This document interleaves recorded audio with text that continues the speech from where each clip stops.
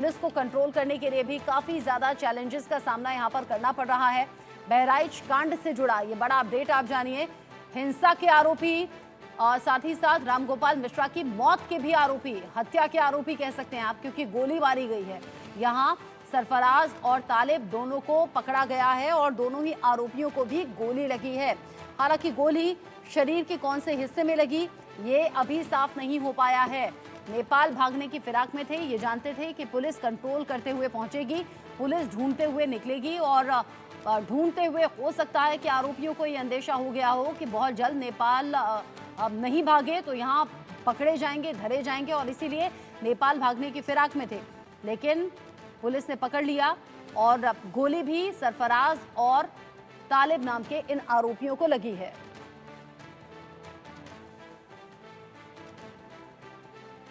उत्तर प्रदेश में दुर्गा प्रतिमा विसर्जन का ये वक्त था।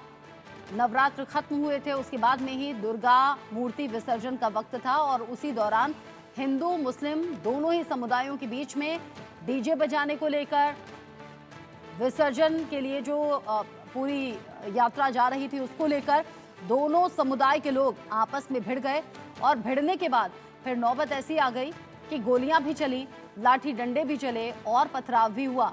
दोनों आरोपी एनकाउंटर में जख्मी हो गए हैं। जो जानकारी मिल रही है, मुख्य आरोपी बताया जा रहा है सरफराज और उसका साथी तालिब। बड़ी खबर, बड़ा अपडेट, बहराइच हिंसा के आरोपियों का एनकाउंटर हुआ है, नेपाल जाने की फिराक में थे। अजीत प्रताप सिंह इस खबर को लेकर जुड़ गए हैं ज्यादा अपडेट के साथ। अजीत, दो आरोपी पकड़े गए लेकिन दोनों को ही गोली लगी है, अपडेट क्या है? बिल्कुल रामगोपाल मिश्रा की जो गोली मारकर हत्या करने वाले आरोपी थे सरफराज के साथ पुलिस की मुठभेड़ हुई है। और देखिए इसमें जो रिंकू सरफराज है और तालिब दोनों को पुलिस मुठभेड़ में गोली लगी है और दोनों आरोपी नेपाल भागने की फिराक में थे। यूपी एफटीएफ लगातार लगी हुई थी, उनके खिलाफ कार्रवाई करने जो है तलाश की जा रही थी। 16 टीमें गठित की गई थी पूरे हत्याकांड के की गिरफ्तारी के लिए। लेकिन अब यूपी पुलिस को बड़ी सफलता मिली। आपको बता दें कि जिस तरह से एडीजी एलओ और एफटीएफ के जो हेड हैं अमिताभ यश, उनकी उनकी तरफ से एक तरह से कहा जाए वो लगातार लगातार वहां पर कैंप किए हुए थे। अब यूपी पुलिस को बड़ी सफलता मिली है कि दोनों ही आरोपियों से मुठभेड़ हुई है और दोनों को गोली लगी है। हालांकि उन्हें अस्पताल ले जाया गया। पुलिस की जो अपडेट है वो लगातार की पुलिस की तरफ से जांच की जा रही थी, लेकिन अभी जो रिंकू और सरफराज के जो सहयोगी थे उनकी तरफ भी कार्रवाई की जा रही है। तो देखिए यूपी पुलिस को बड़ी कामयाबी मिली है। बहराइच के जो आरोपी थे रिंकू और सरफराज और तालिब, दोनों को यूपी पुलिस ने मुठभेड़ में गोली लगी है, मुठभेड़ हुई है। दोनों आरोपी नेपाल भागने वाले थे और बहराइच की जो पूरी घटना थी, जो रामगोपाल मिश्रा की गोली मारकर हत्या की गई थी, उसमें जो मुख्य आरोपी थे वो यही दो थे, रिंकू सरफराज और तालिब। तो अब यूपी पुलिस की मुठभेड़ हुई है इनसे और इनको गोली का शिकार हुए हैं ये, जो कि भागने की कोशिश कर रहे थे। पुलिस की टीम पर इन्होंने फायरिंग की और जवाब में यूपी पुलिस ने भी फायरिंग की, जिसमें इन दोनों आरोपियों को गोली लगी है। कहा जा रहा है कि जो घटनास्थल है वहां पर यूपी एसटीएफ, यूपी पुलिस और पैरामिलिट्री फोर्स वहां पर है। देखिए कई दिन से बहराइच पूरा हिंसा में झुलक रहा था।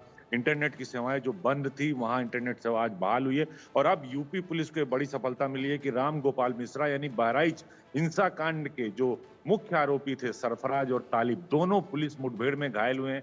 हालांकि उन्हें अस्पताल ले जाया जा रहा है। डॉक्टरों की तरफ से क्या सूचना निकल कर आती है ये डॉक्टर्स की तरफ से बताया जाएगा। तो देखिए ये बात बिल्कुल साफ हो चुकी है कि सरफराज और तालिब दोनों के खिलाफ ये बड़ी कार्रवाई की गई है। दोनों पुलिस मुठभेड़ में इनको गोली लगी है और ये दोनों आरोपी थे।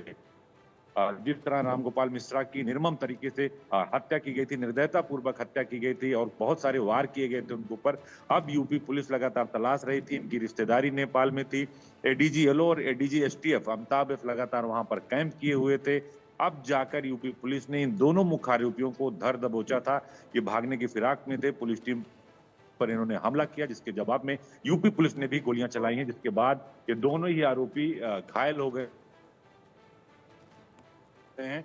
इनको हालांकि अभी यूपी पुलिस अब इनको मेडिकल के लिए ले जाया जाएगा। अब ये देखना होगा कि क्या स्थिति है, वो डॉक्टरों की तरफ से जो रिपोर्ट आएगी उससे पता चलेगा। लेकिन योगी आदित्यनाथ ने कहा था कि बहराइच हिंसा के आरोपी हैं, उनको छोड़ा नहीं जाएगा। पीड़ित परिवार से उन्होंने 2 दिन पहले ही मुख्यमंत्री आवास पर बुलाकर बातचीत की थी। वहां के विधायक सुरेश्वर सिंह और जो अध्यक्ष हैं वो वहां पर मौजूद थे। तो अब ये बड़ी कार्रवाई की गई है और देखिए इंडिया न्यूज लगातार चला रहा था कि बहराइच हिंसा के कौन आरोपी हैं, इनके खिलाफ कार्रवाई कौन होगी, साजिशकर्ता कौन है।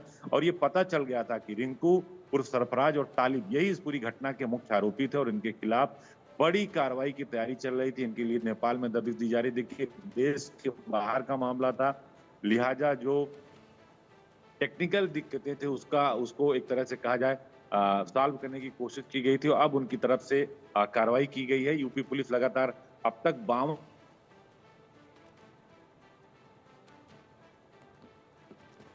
अजीत, आप बता रहे हैं कि इंडिया न्यूज पहले दिन से लगातार इस खबर पर बना हुआ था। आरोपियों की गिरफ्तारी की मांग हो रही थी। आरोपियों की गिरफ्तारी की मांग पीड़ित पक्ष भी कर रहा था, यानी कि जिस परिवार ने अपना बेटा खो दिया, जिस महिला ने अपना पति खो दिया, ये मांग हो रही थी कि तुरंत आरोपियों को पकड़ा जाए।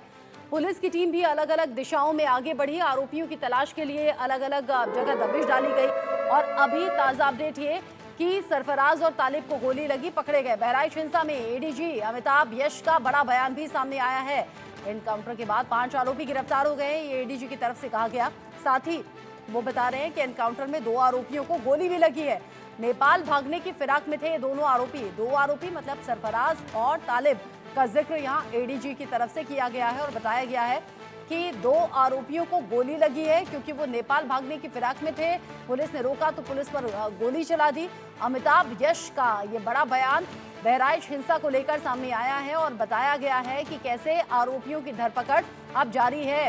नेपाल भागने की फिराक में थे, एंड मोमेंट पर वहां पुलिस की टीम पहुंच गई। बहराइच हिंसा में एडीजी की तरफ से बताया गया कि एनकाउंटर के बाद अब तक 5 आरोपी इस सिलसिले में गिरफ्तार हो गए हैं।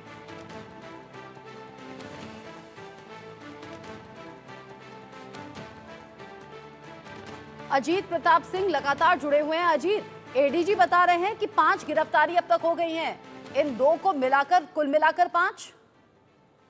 देखिए, बिल्कुल टोटल 52 गिरफ्तारी हुई है, लेकिन अलग अलग मामलों में हुई है। लेकिन अब जो मुख्य 5 आरोपी थे उनकी गिरफ्तारी हुई, उसमें 2 थे, सरफराज और जो तालिब। इनको हांडा बसेरी नहर है जो नेपाल सीमा के पास है, वहां पर इनकी गिरफ्तारी की गई है। तो ये बड़ी बात है कि यूपी पुलिस को सफलता मिली। और देखिए, अमिताभ यश का बयान इसलिए महत्वपूर्ण रखता है क्योंकि अमिताभ यश लगातार इस पूरी घटना के बाद बहराइच को लीड कर रहे थे। आपने देखा होगा सड़क पर उन्हें पिस्टल लेकर निकलना पड़ा था, लोगों को दौड़ाना पड़ा था। जो उपद्रवी थे उन्होंने पूरी कमान संभाल रखी थी, लगातार योगी आदित्यनाथ को अपडेट दे रहे थे। तो अभी जो वो बता रहे हैं कि 5 जो मुख्य आरोपी थे उनमें से गिरफ्तारी की गई। 52 अलग से जो उपद्रवी थे जिन्होंने हिंसा की थी, आगजनी की थी, उनकी गिरफ्तारी की गई थी। लेकिन जो निशानदेही हुई थी, जो घटनास्थल पर जिन लोग मौजूद थे, उसमें 5 लोगों की गिरफ्तारी हुई थी। वो यूपी पुलिस के लिए बड़ी सफलता है, एसटीएफ के लिए बड़ी सफलता है। और चूंकि एडीजी ये लोग, क्योंकि खुद वही एडीजी एसटीएफ भी हैं, वो पूरी घटना की कमान उन्होंने संभाल रखी है, लिहाजा उनकी तरफ से बड़ा बयान दिया गया और ये कार्रवाई लगातार चल रही। देखिए, मैंने कहा ना कि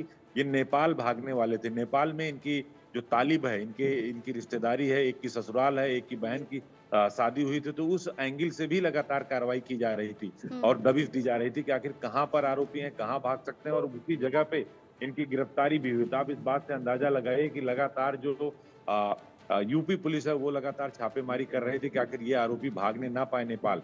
और जैसे ही यूपी पुलिस को पता चला कि ये नेपाल की सीमा के पास हांडा बसेरी जो नहर है वहां पर ये हैं, वहां से नेपाल जाने की कोशिश कर रहे हैं, तो वहां पर इनकी रेकी की गई और इनको रोकने की कोशिश की गई। जवाब में इन्होंने पुलिस टीम पर हमला किया और पुलिस टीम ने भी जवाबी फायरिंग की, जिसमें इन दोनों को गोली लगी है। 5 गिरफ्तारियां आज की तारीख में हुई है, 52 पहले हुई है। तो इस हिसाब से आप अंदाजा लगाए कि यूपी पुलिस के लिए बहुत बड़ा, एक तरह से कहा जाए, चुनौती थी बहराइच हिंसा, क्योंकि योगी राज में 7.5 साल में कहीं भी इस तरह की हिंसा और आगजनी नहीं हुई थी जिस तरह बहराइच में हुई। और उपद्रवियों ने इस पूरे हिंसा को भड़का दिया था, पूरे बहराइच को आग में झोंकने की कोशिश की थी। तो ये एक तरह से कहा जा सकता है कि यूपी पुलिस को बड़ी कामयाबी मिली है और यूपी पुलिस लगातार कार्रवाई कर रही है। लगातार यूपी पुलिस की तरफ से अभी भी दबिश दी जा रही है। डीजी एसटीएफ जो है अमिताभ यश, उनकी तरफ से बता दिया गया है कि अब तक 5 आरोपियों की जो है वो गिरफ्तारी हो चुकी है और अभी भी कई सारे जो आरोपी हैं उनकी गिरफ्तारी होना बाकी है। तो उनकी जो गिरफ्तारी है वो जल्दी और की जाएगी। हालांकि जो 2 मुख्य आरोपी थे उनकी गिरफ्तारी जरूर हो गई है, वो पुलिस मुठभेड़ हुई है। इनकाउंटर, हाफ इनकाउंटर की बात की जा रही है, लेकिन अभी डॉक्टर्स ये बताएंगे कि आखिर क्या हुआ पूरी घटना में, कैसे मुठभेड़ हुई, तो क्या उनको जो गोली लगी है किस स्थिति में, थोड़ी देर बाद ये और स्पष्ट हो जाएगा। आप बता रहे हैं कि 2 आरोपी पकड़े गए हैं। अच्छा, अभी का एक ताजा अपडेट भी है कि जो मुख्य आरोपी है सरफराज, वो पकड़ा गया है। दूसरा जो आरोपी है उसका नाम फहीम बताया जा रहा है। फहीम और सरफराज नाम के 2 आरोपी हैं जो पकड़े गए हैं। पुलिस पर फायर करने की इन्होंने कोशिश की, जवाब में पुलिस ने गोली चलाई, जिसके बाद दोनों को गोली लग गई, अस्पताल पहुंचाया गया है। और अभी एडीजी की तरफ से बताया गया है, एडीजी अमिताभ यश जो बता रहे हैं, अब तक